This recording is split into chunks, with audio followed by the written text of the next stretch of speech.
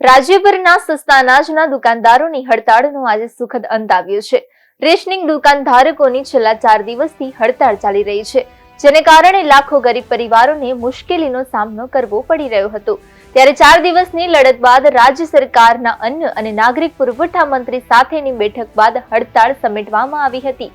અન્ન અને નાગરિક પુરવઠા વિભાગના મંત્રી રમણ સોલંકી અને વિતરક એસોસિએશનના આગેવાનો વચ્ચે આજે ગાંધીનગર ખાતે એક મહત્વપૂર્ણ બેઠક યોજાઈ હતી।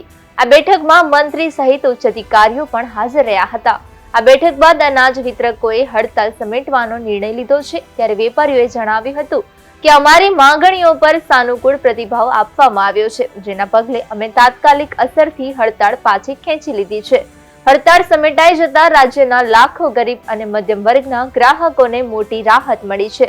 તેમને ફરીથી અનાજ મળવાનું શરૂ થશે। ત્યારે રાજ્ય સરકારે અગાઉ 20માંથી 11 માંગણીઓ સ્વીકાર કરી હતી। ત્યારે આજની બેઠક બાદ મુખ્ય 5 માંગણીઓ સ્વીકારવામાં આવતા વિતરક એસોસિએશન હડતાળ સમેટવાનો નિર્ણય લીધો છે।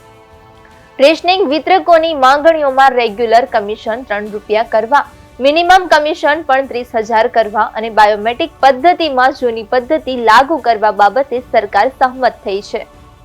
આજ રોજ વ્યાજબી ભાવના દુકાનદારોની પડતર માંગણી અંગે સરકારશ્રીમાં સાનુકૂળ વાતાવરણમાં જે મીટિંગ થઈ, એ મીટિંગની અંદર અમારી જે 5 પડતર માંગણીઓ હતી એમાં કમિશનમાં 1 રૂપિયો 50 પૈસાના 3 રૂપિયા કરવા અને મિનિમમ કમિશનના 20,000 રૂપિયાના 30,000 કરવા માટે સાનુકૂળ રીતે પ્રતિભાવ સરકારશ્રી તરફથી આપવામાં આવ્યો। આ બંને બાબત નીતિ વિષયક અને નાણાં વિભાગની મંજૂરીને આધીન હોય માનનીય કેબિનેટ મિનિસ્ટરની તરફથી વિભાગ છે એ આવતા 15 દિવસની અંદર આ દરખાસ્ત છે એ સક્ષમ અધિકારી સમક્ષ રજૂ કરશે।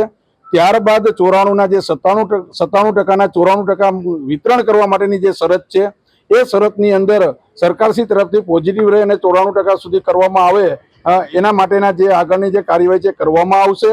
આ ઉપરાંત અમને જે છેલ્લો પરિપત્ર કે જેમાં તકેદારી સમિતિના 80% સભ્યોના બાયોમેટ્રિકથી જે જથ્થો ઉતારવાનો હતો એની અંદર આંશિક ફેરફાર કરી અને જે જૂની પદ્ધતિ મુજબ ઓફલાઈન 2 તકેદારીના સમિતિના સભ્યોની સહીથી જે જથ્થો ઉતારવામાં આવતો હતો એ 2 તકેદારીના સભ્યોના સહીથી બાયોમેટ્રિકથી ડિજિટલ કરવામાં આવશે।